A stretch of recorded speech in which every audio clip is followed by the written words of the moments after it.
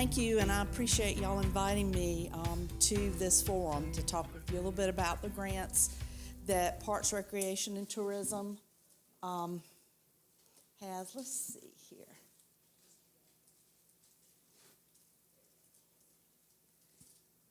There we go. I'm Debbie Jordan, and I've been in this grants position for about 4 years. And I oversee 2 of the grant programs that we have with our agency, but I'm going to talk with you very briefly about all 4 that we have for recreation and tourism. So you might be interested in, one of those. First grant I want to talk with you about is called the Land and Water Conservation Fund. That is a federal grant that is administered through the National Park Service. PRT is the pass-through agency for those funds. This is a competitive grant, but as of maybe October of 2024, we'll have about $8.9 million to award. Just a little commentary from me, it really hurts me to see money go back to the federal government. So, and I'm sure you do too, so we're trying to get people to learn more about this grant and to apply. And let me talk with you about the program more in detail, about your projects or anything like that. The funds can be used for outdoor recreation, development, or acquisition of property for outdoor recreation. So the buzzword here for this grant is outdoor recreation. It can only be used for outdoor recreation projects. The grant program is a 50-50 match, and it's also a reimbursable grant, which means you do not receive the funds up front. So you receive the funds as you have eligible activities and send in those vouchers to me, and I'll pay that back at a 50% rate or what is agreed upon. As a requirement of this program, you have to commit to the funds for the entire project, not just the match, since it is a reimbursable grant. The reason is we want to make sure that you have sufficient funds for development of those expenses and those products that you want to develop. As far as matching funds, this is in federal law, but there are only 2 federal grants that you can use as match for LWCF, and that is CDBG and recreational trails. So those are the only 2 federal monies that you can use as match.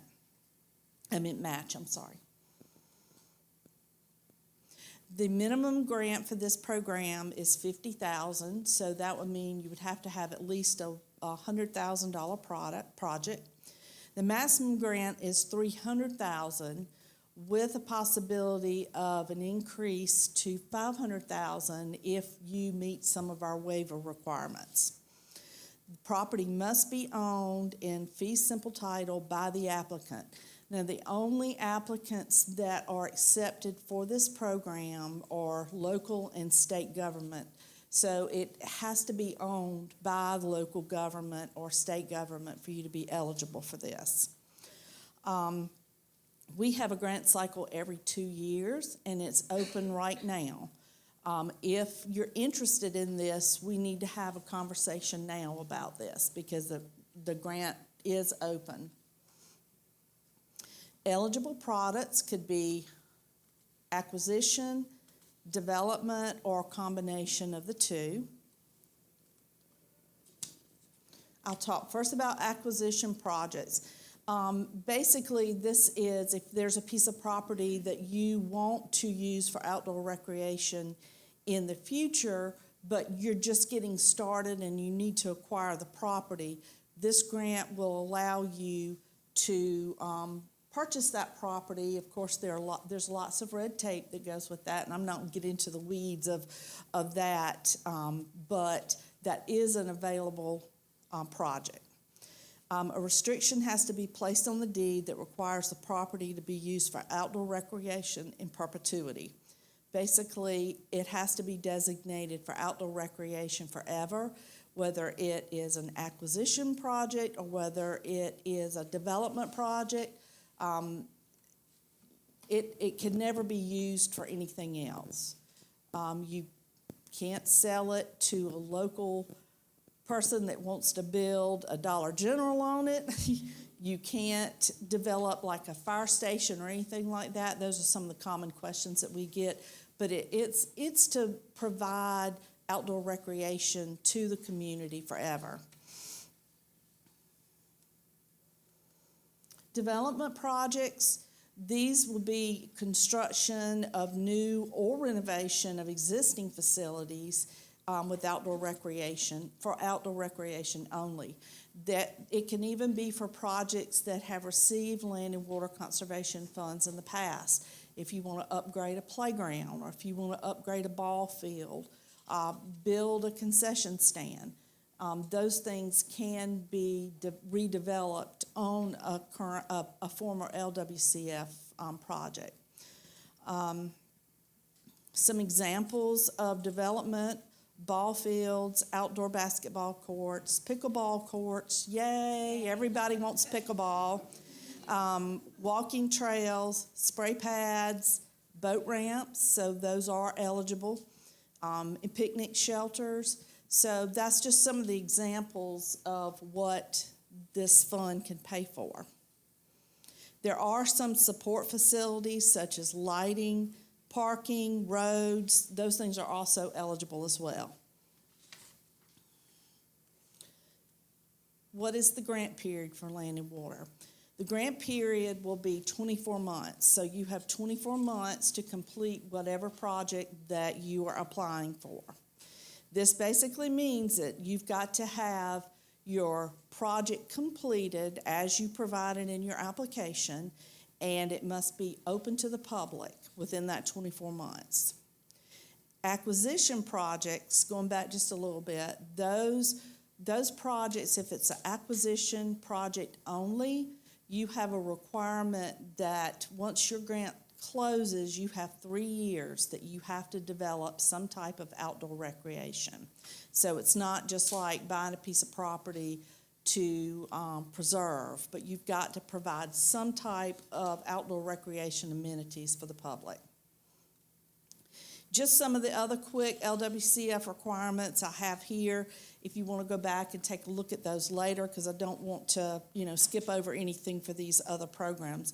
But right now, the program pre-application process is open, and if you look on our website, you can either see how to apply, or I strongly suggest that you call me.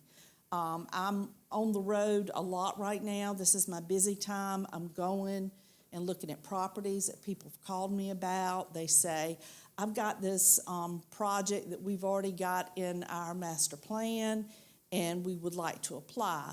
I will go and look at your property, talk with you about what you want to do, and kind of guide you with what will and will not work with land and water.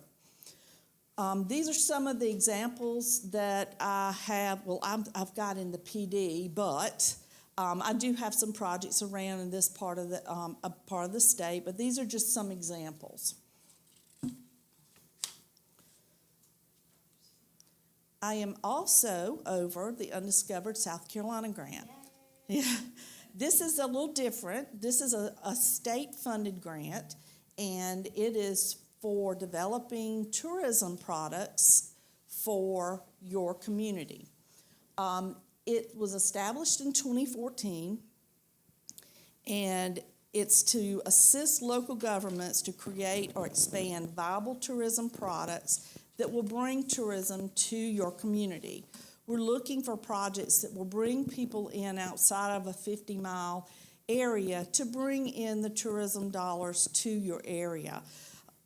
We're not looking for something like a park or something that would be more of a community project like you might apply for with land and water, but we want to try to help bring those tourism dollars into your area.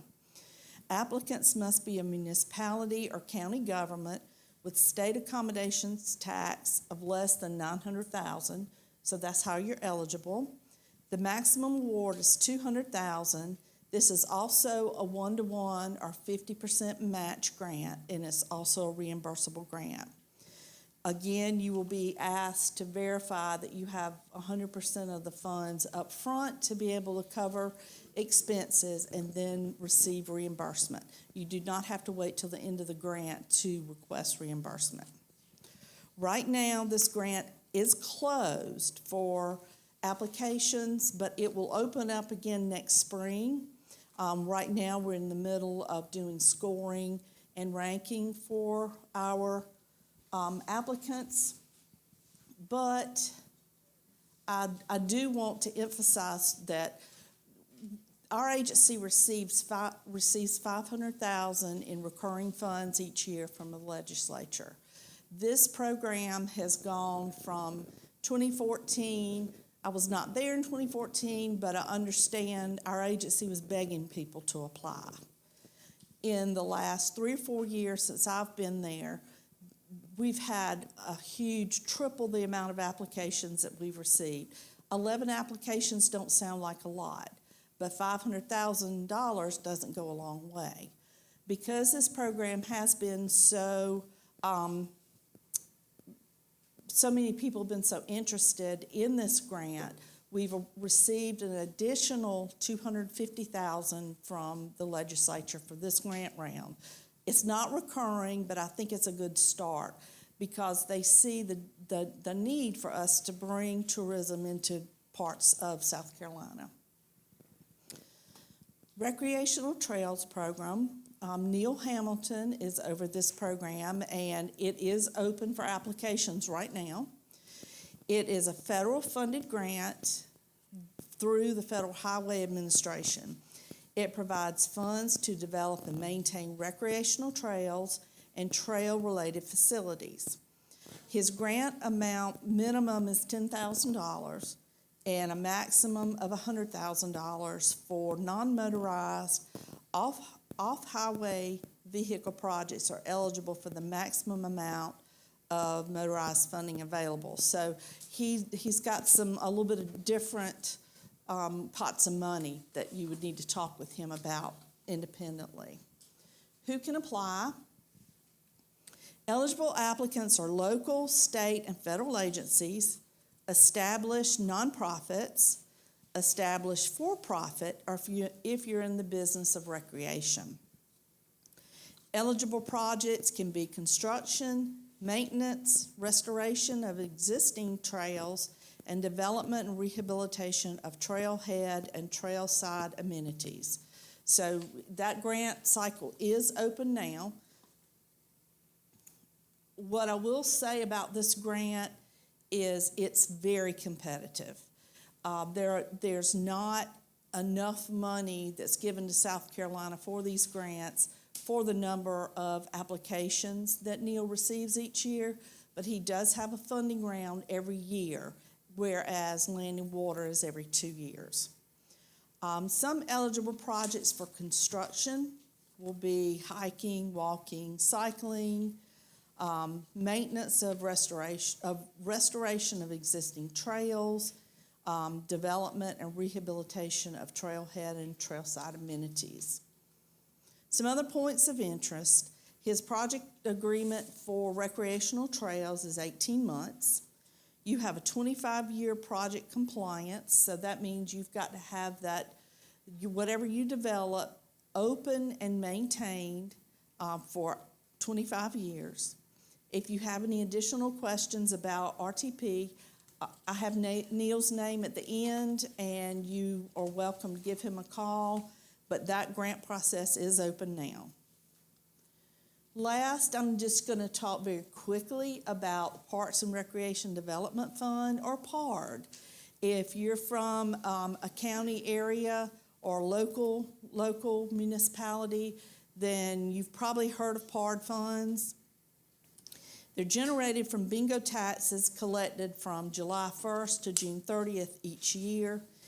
Each county receives at least $20,000, and then 75% of remaining funds are distributed based on the county's percent of population. This is an 80/20 reimbursable state funded grant, but probably the one thing that I can say about the PARD grant, these monies are determined, or where the distribution of that money goes, by your county legislative delegation.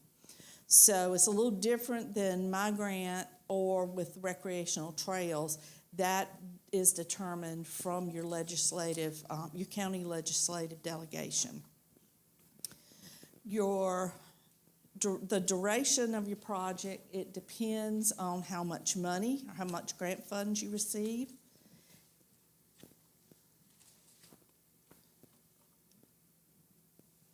And here's a little more information on PARD. And I know you do have a lot of PARD projects here in this area. And these are the type projects that are eligible: new construction or restoration. Alicia Cushman oversees this program, and Alicia and I have a lot of overlap. PARD funds can be used as match for land and water. So Alicia and I work on a lot of the same projects and the same type projects. But she also can, eligible projects are planning for conceptual designs and master plans. Here's a list of the ineligible projects for development and renovation. And just to kind of end in an area that if you're interested in keeping up with grants that PRT provides, go to our website and you can scroll down to the bottom and see where you could sign up for our newsletters. And if you sign up for our newsletters, all it takes is you putting in your email address. Then you'll get the announcements that we send out for our grants and a number of other things, so you can keep in tune with what we're doing. And here is our contact information. Justin Hancock is my supervisor. He made a comment about me not having his phone number on there. And I said, I didn't realize I didn't. So if you need his phone number, I'll be able to provide it to you. But again, I'm over LWCF and Undiscovered South Carolina. Alicia Cushman is over PARD, or Parks and Recreation Development Fund. Neil Hamilton is over Recreational Trails. If you have a project that fits Land and Water Conservation Fund or Recreational Trails, I recommend you get with me tomorrow, or get with Neil tomorrow, because these programs are open right now. And I think I mentioned I've been on the road a lot lately going to look at projects. So I want to be able to give you the time and get there timely in time to, talk about what you have.